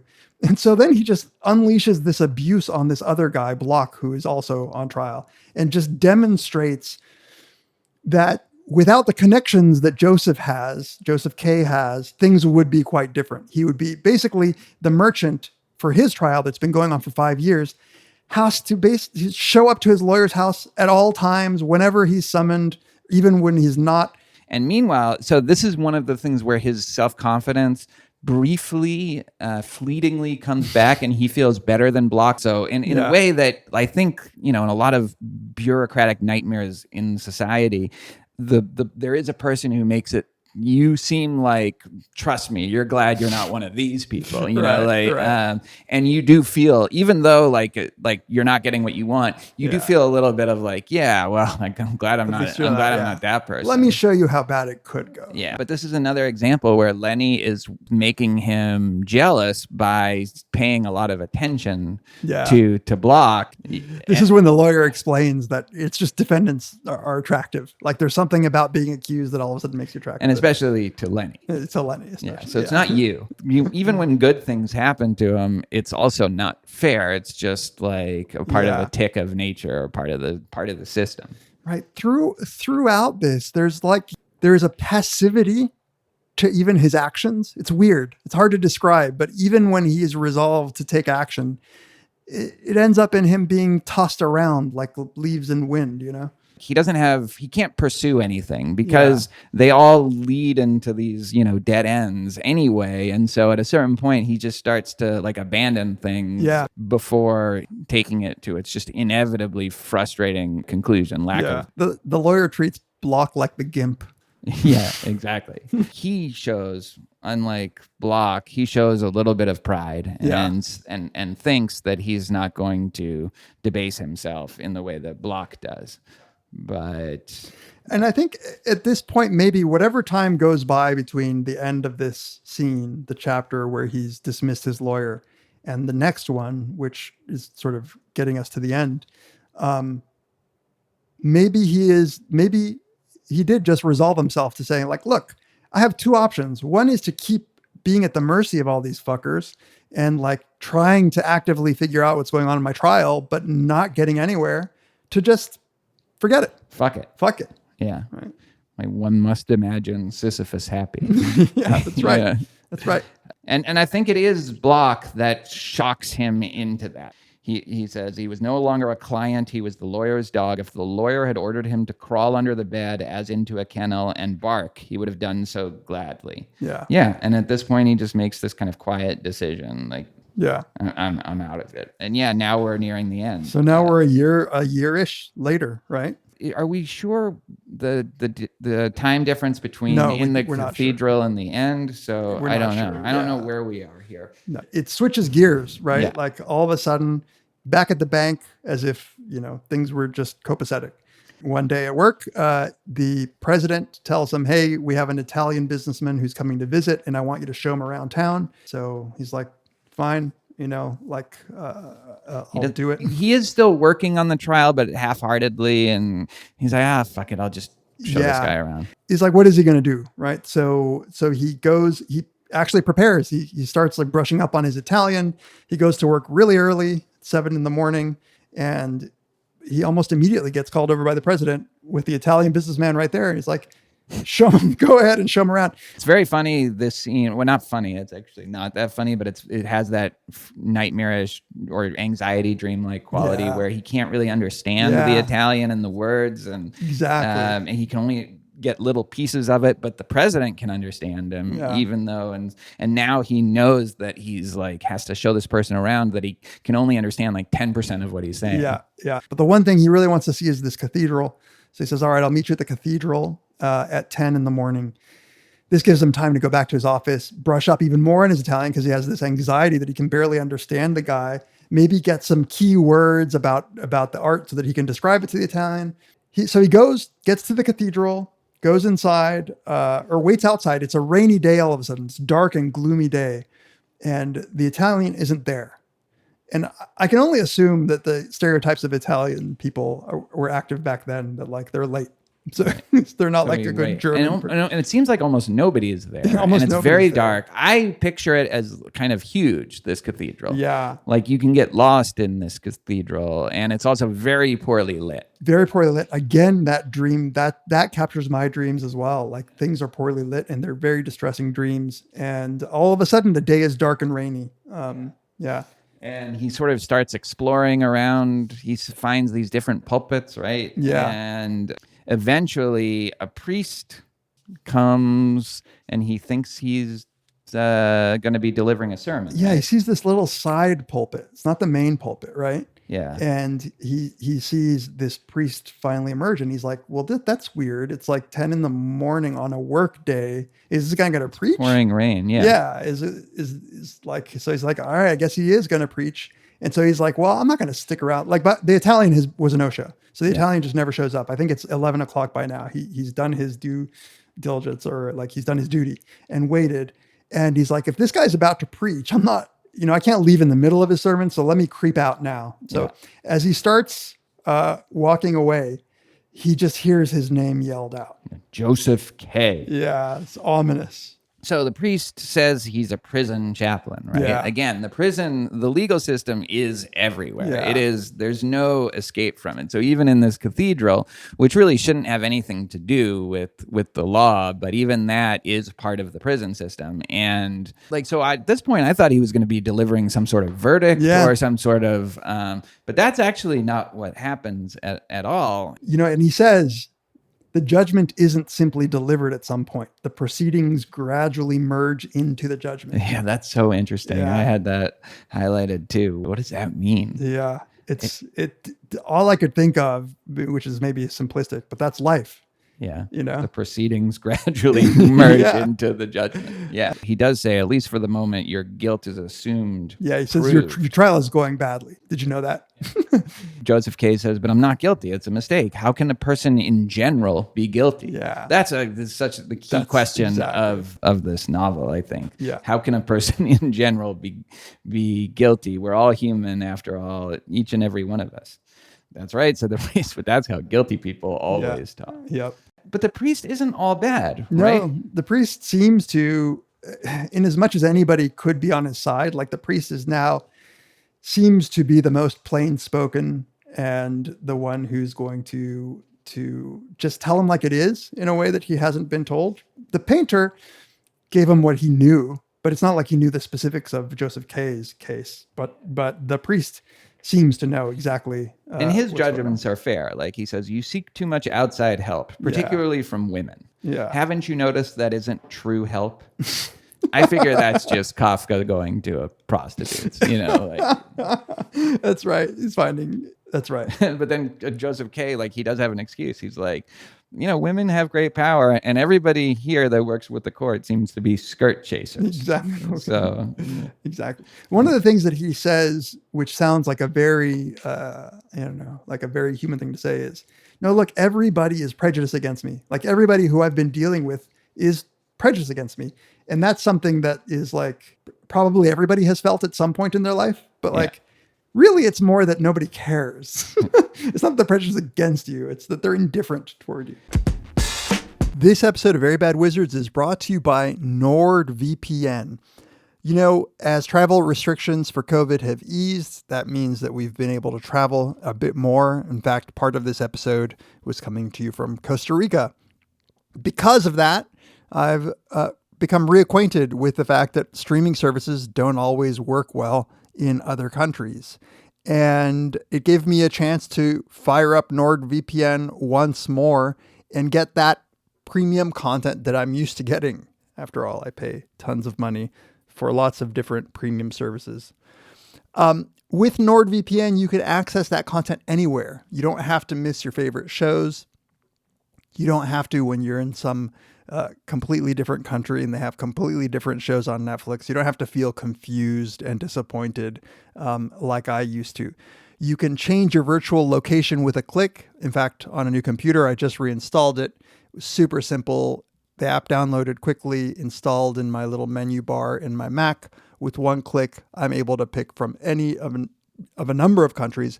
In fact, 5,400 servers across 60 different countries. You can even use it to find streaming platforms at a lower price if you log in from one of those locations. Finally, I've said this before, I tried VPN services years ago, right? When they were first becoming available and I wanted to get my Netflix like when I was living in Canada, and they just didn't work well. They throttled you. They were slow. That just doesn't happen anymore, at least not with NordVPN. You get amazing speed thanks to their Nord Links system.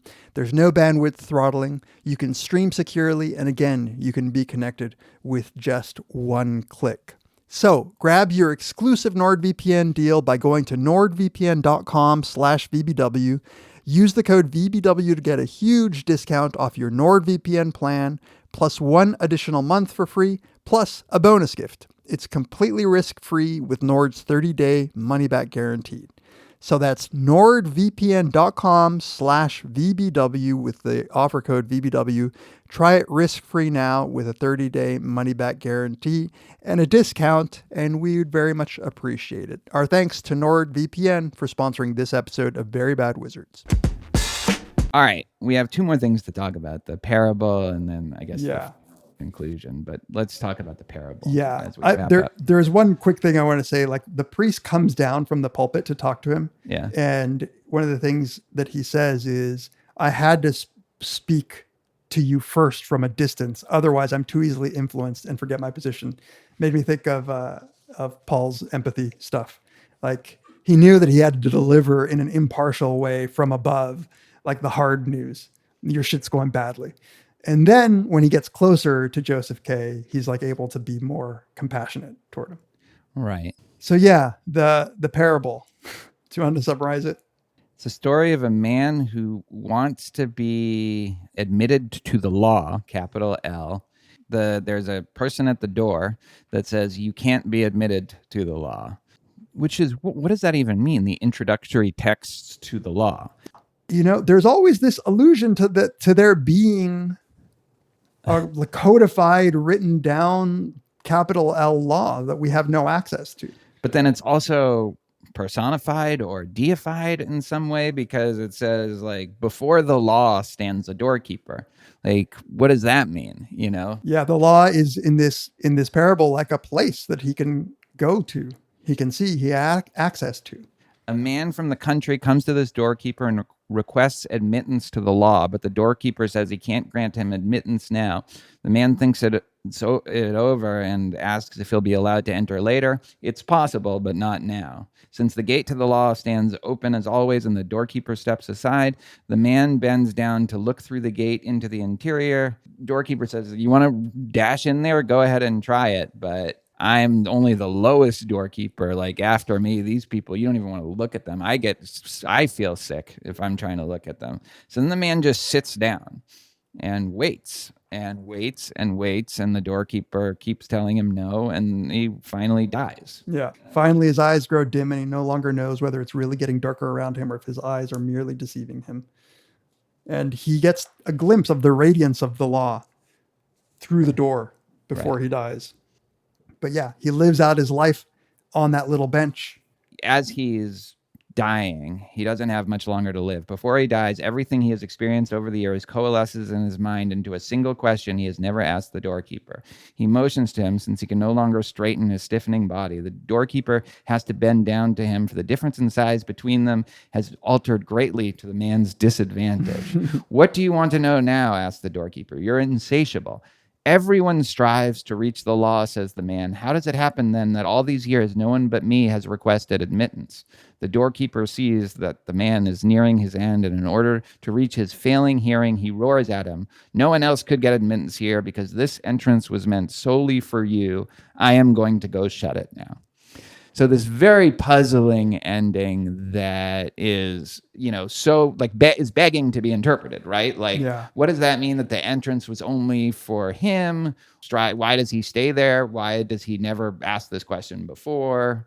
Kay immediately launches into interpretations. Yeah. And the priest tells him, like, this has been endlessly interpreted, Yeah. this parable. And they go through all the different ways of who's deceiving who.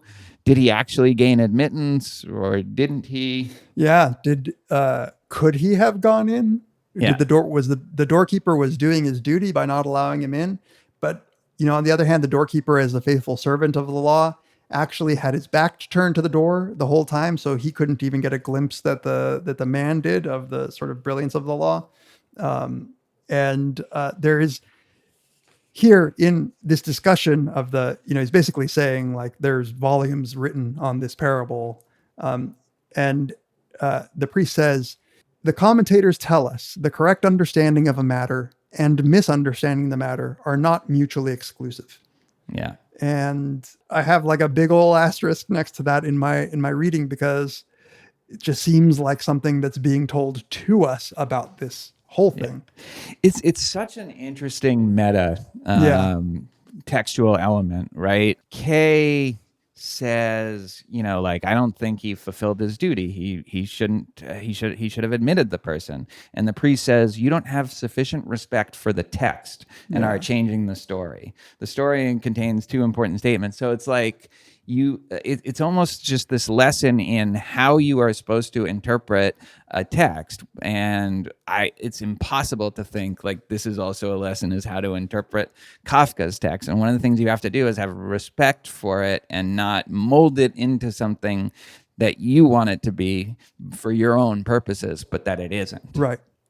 On the other hand, maybe your interpretation is good, fine. It's even the incorrect interpretation. And again, we're in that same position as Joseph K. We don't know and we'll never know. And we'll never know. As the priest is telling him all these interpretations, it seems like literally every element of it has multiple ways of understanding it, right? In the context of what you just read, that understanding and misunderstanding are kind of the same thing when it comes to interpreting the text. It's like, as long as you respect the text, it seems like there's just multiple understandings. You don't need to settle on one. It's fruit. The text itself will be fruit for podcasts. Yes, multiple different interpretations, and which is why these things last as long as they do. Yeah.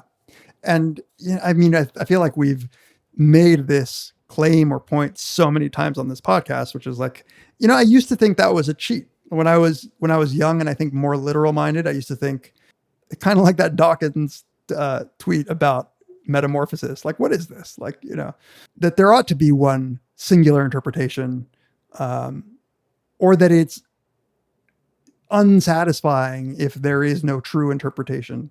And I think that just with, at least, I want to say maturity, but at least in the way that my mind has developed, it is more satisfying when there are truths that have bearing on multiple aspects of life that can be communicated artistically this way. Yeah, it feels like, I agree, like, I've moved in this direction along with you way more than I was probably even when we started doing the podcast. Yeah. But it almost seems like definitional to art now, that there is a kind of openness to it. And that's part of what makes it art. We should talk about maybe some of the details here, because it is also about deception. But then there's this other element, that kind of Euthyphro dilemma, divine command theory issue, where he says, the priest says, namely, that those who say that the story gives no one the right to pass judgment on the doorkeeper, no matter how he appears to us, he is still a servant of the law. He belongs to the law and thus is beyond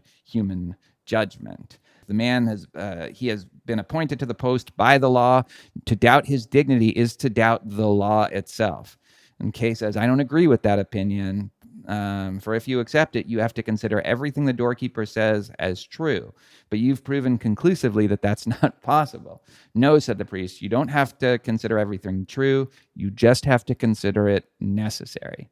And that also just vibrates with like theological, existential, just doubts and questions that have the answer you don't know and you can't know, and it's in some sense like impossible for you to know. Yeah. There hints to me of like Abraham and Isaac, and Abraham being told by God to sacrifice Isaac, which actually I thought it was the final. The end is evocative a bit of that, where the question has always been, much ink has been spilled about whether if Abraham did in fact kill Isaac, would he be doing the right thing just because God said so? There's an idea, I don't know if it's in Judaism at all, and I wish I had a real Jew to tell me, but there's an idea in Christianity that the law, here referring to the Ten Commandments and everything else in the Bible, that the law is an expression of God's character. Yeah. That is our understanding of God's character really is through the law. Yeah, And that's so, a very also Jewish idea. I assumed we had stolen it. There is also the idea that God is fundamentally unknowable, right? And so there is a tension there because the law is written out in real detail, right? There are real specifics to the law. And if it's supposed to be a reflection of God's character, but yet God is sort of unknowable in the deepest, truest sense, the law is merely a surface understanding of God's character. And any glimpse at the true meaning might evade us as humans. But I also liked what you were saying, that the law just is God. They're inseparable. Yeah. So not necessarily a glimpse into it. It just, that is God. In the same way the legal system is just in the walls in the text. The proceedings of it are just baked into everyday life. Residential, professional, everything, sexual. I like that idea. I feel like that's something that is being explored here. So, shall we get to the end? Yeah. So the thing that Joseph K. responds to that is, a depressing opinion, said K. Lies are made into a universal system. Yeah. That this is all a lie. Like all these laws, they're there. You can interpret them in all sorts of different ways, but ultimately it's not consistent. We can't make sense of it, and that's just baked into reality. And I love after he says that, he says, K said that with finality, but it was not his final judgment. He was too tired to take in all of the consequences of the story. It led him to unaccustomed areas of thought toward abstract notions more suited for discussion by the officials of the court than by him. It's like an individual grappling with something of that magnitude and depth is too much. It's too much to bear. He can't bear it. Yeah. And it is the end of him. Like, this is where he's going to leave. He gets to leave the cathedral. Yeah. Which I didn't remember that. He even thinks, oh, so you're going to take me away? It's like, no, you can leave. Yeah. The court wants nothing for you. It receives you when you come and dismisses you when you go. So then exactly a year later, two gentlemen enter Kay's lodgings, dressed in black. And Kay himself was getting ready to go out as if he knew that something was going to happen. He just didn't know what. He was preparing himself for an evening out. And when they walk in, he's like, okay. So you guys are here for me. And he's given up at this point. I think he gave up at the end of the cathedral scene, and now he's completely given up. And he still will say, "Oh, they've sent supporting actors." Yeah, it's like he's bit players. He can't just. I don't know if it's a defense or what, that he can't just be like, "Okay, they've sent people to kill me." Yeah, he has to at least put up a little fight, even if it's only a flicker, even if it's just. And he fights it at first, but then, out of some sense of dignity, as they're carrying him away, he says, "You know what? I'm not gonna fight this. I'm gonna keep some dignity here." They hold him in a way where the imagery is of marionette almost, with each man holding one side of him and walking along. And the way that he doesn't fight is that he just goes in stride with them. So it's like three people walking together to a stone quarry. It lays beside a building, which is quite urban. So it's you're never fully leaving this, even though I thought that they were going into the woods somewhere. Mm-hmm. This is very nightmarish. Maybe the most horrifying of them kind of handing the butcher's knife to each other, very genteel, in a kind of genteel way. To inspect it and seeing the sharpness of it in the moonlight, like the blade glinting in the moonlight. He almost takes the knife and plunges it into himself. He feels like that's his duty now. Yeah. That's how he's been reduced to, is he feels like he's supposed to relieve them of their work, but he doesn't do it. They prop him against They prop him against a stone, and they're trying to get him in a good position. They seem to put some work into making him comfortable. Yeah. But finally, the final position that they put him in wasn't even the most comfortable one of them, and yeah, they stab him in the heart, right? Yeah. It seems like they're going to cut his throat, but they don't. Yeah. They stab him in the heart. And with failing sight, Kay saw how the men drew near his face, leaning cheek to cheek to observe the verdict. Like a dog, he said, as it seemed as though the shame was to outlive him. Right before that, he saw in the building adjoining the quarry, he saw a light on, and there was a figure, faint and insubstantial at that distance and height. Who was it? A friend? A good person? Someone who cared? Someone who wanted to help? Was it just one person? Was it everyone? Was there still help? Yeah. And then it's thrust in his heart like a dog. And the shame is going to outlive him. So it's a really tragic ending in so many ways. It's like, it's not just that he was unjustly accused, but that, or not unmasked, but just laid bare.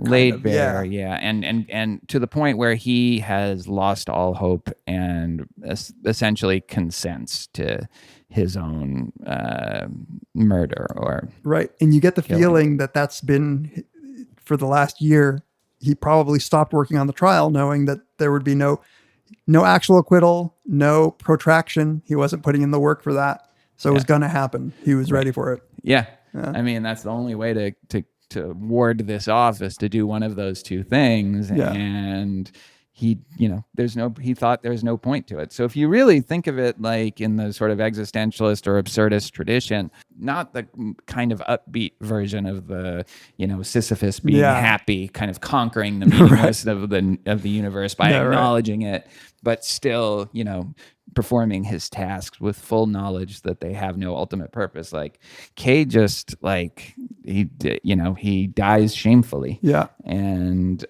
he never gets any questions answered, but also never rises above and treats the universe scornfully. Right. He's defeated. He's just utterly defeated. He's defeated. And I can't help but read this as metaphor for life. Everyone meets that end. Yeah. Right. We all are going to meet that end. And Kay just wasn't willing to shadow box with God, or whatever. Like he was like, this is not going to get me anywhere. So fuck your unfairness. Like life is unfair. It's unjust. There's no right or wrong to this shit when it comes to like his guilt or innocence. He wasn't willing anymore to put up appearances. So it's like he wasn't willing to go for the apparent acquittal, right? Yeah. He was just, if it's all meaningless and bleak and unfair, if that's what life is ultimately, it's senseless. It's open to multiple interpretations because it doesn't make any sense. And it's also utterly unfair, and people are suffering when they shouldn't, or not suffering when they should. Then I'm not gonna keep pretending anymore. Yeah. And the people in the world of Joseph K. who are actively involved in the court have maybe some control, some meaning that they have from being the agents of this. But I think it becomes increasingly clear that even they don't really know what they're doing. And he's not even willing to play the game anymore in the way that they are. Yeah, I mean, I agree. I almost, the other people in it, they feel so much like Kay's projections. Yeah. They don't seem like they have an inner life of their own. Yeah. In a way that I almost think like it's hard to know if there is a reality, if there is a true reality in the trial, like what the other people besides Kay are like, because it's completely impossible that everyone else seems to know. As I think you said in the first episode on this, like, how did Kay get to be 30 years old and not know that this shit happens? Yeah. Given that everybody else seems to know, or at least a lot of just random people seems to know, and the fact that they're in the walls, they're in the attics, they're everywhere. I once took an adolescent development class in college where one of the cool things we did, it was an awesome professor. One of the cool things was that he showed us films, coming of age films. And he pointed out that in most coming of age films, there is a scene that he called the scene of mandatory disillusionment, when you realize that, adults aren't all that. Like some of them are terrible. And like the things that they were saying weren't necessarily true or right. And Things that you thought were important aren't that necessarily important. And so the dawn of his 30th birthday, realizing that the world is full of machinations that he had no idea were there, seems like just something that we gradually realize over time, that the systems that are in place not only are unfair, but like it's unclear where they come from and how deep they go. Yeah. And in that parable, when the doorkeeper says, look, if you think you can get past me, there's at least 2 other doorkeepers that you'd have to get past. And I'm afraid of even looking at the third one. But even I get the sense that like Multiple he's only ones. seen like the third, I think. Yeah. It's impenetrable. Yeah. Is like the thing you start to realize. Yeah. Just we're talking about panpsychism, and consciousness, and maybe that's one of these things that we'll just never understand, and we can fight it, and we can come up with zombie experiments, and we can run MRIs or whatever, but that's apparent acquittal or protraction. You're Right. playing out the string. Yeah. I do think there is something deeply epistemological about this too. It's like he never finds out what he's accused of. He never finds out how the system works. He gets no answers for anything, which is, how most people are when they die. Well, and the more he tries, notably, the less he knows. Yeah. Right. So it's like, why even try at that point? Right. There's no point at which you feel like he's made progress in toward understanding. No, these there's things. There's the illusion of it sometimes, like a little bit of upbeatness maybe when the painter is there. Titorelli. And I also love that maybe one of the reasons he's been so blind to all of this is that he's professionally successful. It seems like, and he has possibly Elsa, his girlfriend, and he's probably feeling pretty good about himself. And then so sometimes it takes like a shock like that, maybe a parent dying all of a sudden out of the blue, or your brother, your younger brother, or something like that, where all of a sudden you start to realize, holy shit, like this life is full of suffering and injustice. Yeah, you're right. I like that. He was an ambitious man. He had at the age of 30 reached a position of worldly success that most people don't reach, and so he was kind of feeling himself like riding high. And then, one day his life changed. The hubris that he takes to those opening scenes, I think, reflects that. And it's so funny the way how just impotent it is from the start. Yeah. How transparently, not powerful or, effective it is. If there's any sort of positive message that I can find here is that, that arrogance with which he approaches the unfairness of life from the beginning, compared to in the end where he's literally become a puppet for the other men walking, realizing that if he doesn't resist, it'll go better for everyone. Yeah. There is some wisdom to knowing when to resign and knowing that you can't control things. And I still think that it's a dark and depressing end to it, but there is a truth to, sometimes just become like water, let yourself be carried. Yeah, I mean, that is the Buddhist idea, and you lose your attachments. You try to shed attachments to what you think the world ought to be and just accept the world as it is. And He gave up Elsa. He gave up his duties at the bank. And he's just, a lot of the comedy of it comes from the mismatch between his pretensions. Like, I'm going to give this speech and I'm going to rile all these people up and, start a general revolt against the law. And then the actual reality, which is he has no idea what he's talking about, and the people aren't really reacting to him in the same way that in the way that he thinks, and that's where a lot of the comedy is that mismatch. But then the tragedy is in its matching now. It's the acceptance. Like he's figured it out. There's no answers, there's no control, and there's no justice. So just let yourself be killed like a dog and have the shame outlive you. I think there is no better way to end this than that. Well, we've solved the trial. You don't need to read it. Yet again, we're just going through and solving things. Yeah. It's not a great mystery to us. Yeah. It's the 2 guys that killed him. All right. Join us next time on Very Bad Listening. The great Oz has spoken. Pay no attention to that man behind the curtain.